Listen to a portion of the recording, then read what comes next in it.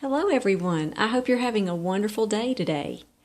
I've received several questions about how I choose my orchids, and this time of the year is a really good time to choose an orchid. They are readily available everywhere you go, to your garden supply store or to the grocery store. It seems like everyone has plenty of orchids. So what do I look for? Other than the flowers, which of course I choose a plant that just speaks to me, I usually look at the flowers first, which that's what everyone looks at first, of course. That's the most beautiful part of the whole plant. What you're wanting to look for is you're wanting really pretty blooms, well-formed blooms, large blooms, and you want to check the blooms for any sign of insect damage. I've seen some that the tips of them here are brown or they look like they've been chewed on. That is not a good sign. That means that some insects have been chewing on the blooms. So you don't want that.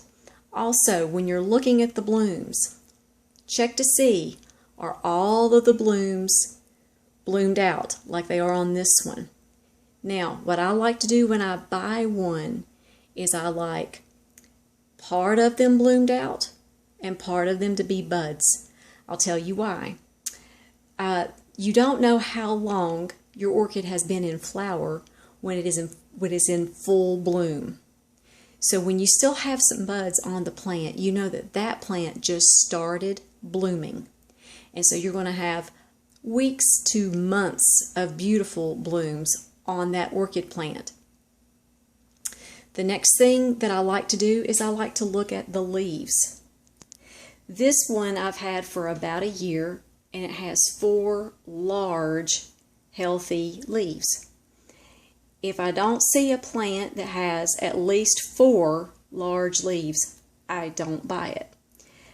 3 leaves on an orchid plant, or a phalenopsis to be specific, that is just not enough to sustain blooms for very long, and you're going to have a hard time trying to get it to rebloom the next year.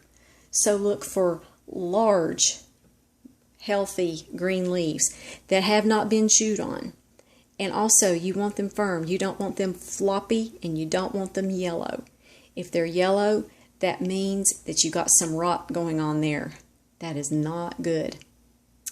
The next thing I look at, I've already popped this little plant out of its decorative pot. They all come in these plastic pots on the inside. Make sure that you have a very good drainage hole or holes in the bottom of the plastic inner pot. Okay, you're going to want to look at the roots. I don't know if I can, there we go. Do you see how those roots are nice and green? If you pop it out of the outer decorative pot and you see mushy brown roots, you don't want that plant. That plant has been left setting in water. So that is a few of the things that I look at. As you see, I just bought this one a few months ago.